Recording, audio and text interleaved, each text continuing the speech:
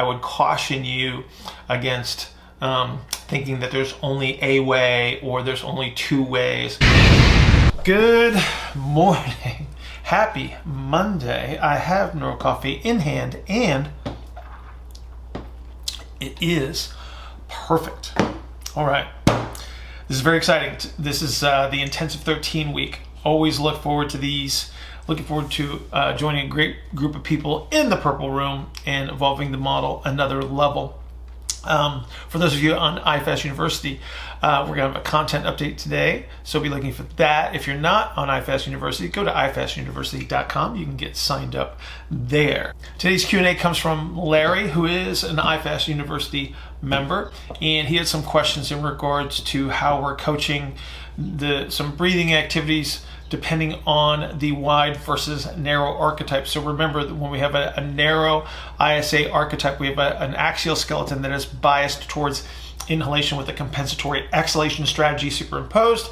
And then for the wide ISAs, we have an exhaled axial skeleton with the superimposition of the inhaled strategy. So we have to consider the initial conditions whenever we're going to be coaching somebody through an activity, especially when we're talking about superimposing the breathing.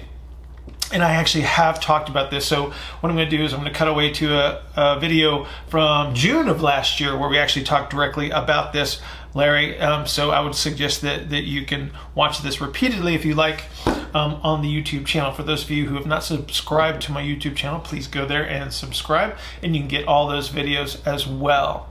If you would like to participate in a 15-minute consultation, go to askbillhartman@gmail.com, askbillhartman@gmail.com. Put 15-minute consultation in the subject line, and we will arrange that at our mutual convenience as usual. Everybody have an outstanding Monday. Happy Intensive 13 week, and I'll see you tomorrow. So let's try to clarify a few things by playing off of a question that I got from Adam. And Adam wants to know if his abdominal muscle should be contracted or completely relaxed at rest. So this gives us an opportunity to kind of talk a little bit about what's really happening during resting breathing, and then how we're going to apply this in certain types of exercises when we're trying to restore movement capabilities or when we're trying to reinforce performance. So under resting circumstances, you probably shouldn't have to think about your breathing very much.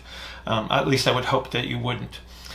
In most cases of resting breathing, the inhalation has some measure of effort associated with it. It's primarily the diaphragm that's creating the negative pressure inside the body that allows you to breathe in, and then it's an elastic recoil of the thorax. The lung tissue actually recoils.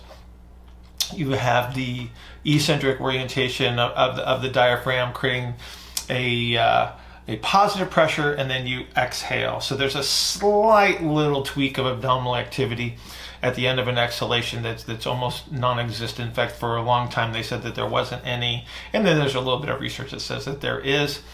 But point being is that most of our resting breathing should be relaxed and comfortable and not require any thought.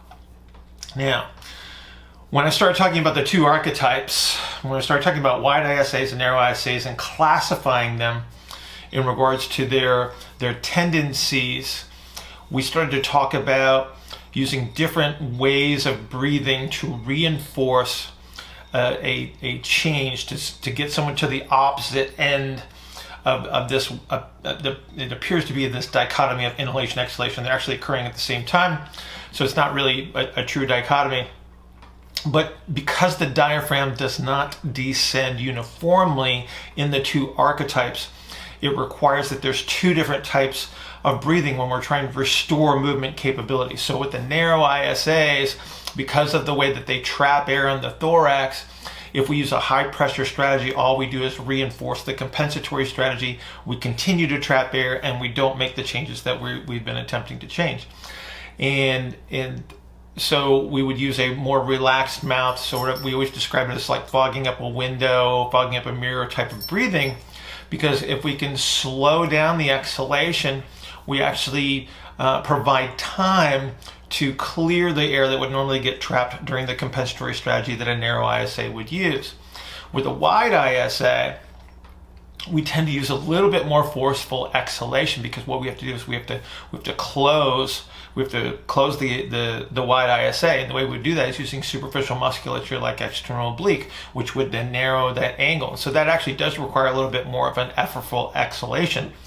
But here's the problem that people are running into, especially with the wide ISA archetypes, is that they're using high levels of muscle activity during the breathing activities, and they're using a more forceful exhalation. The problem that you run into with that is I've already got somebody that's utilizing a very, very strong exhalation, concentric orientation type of strategy, and then all you're doing is reinforcing that during the activities that you're attempting to use to restore movement capabilities.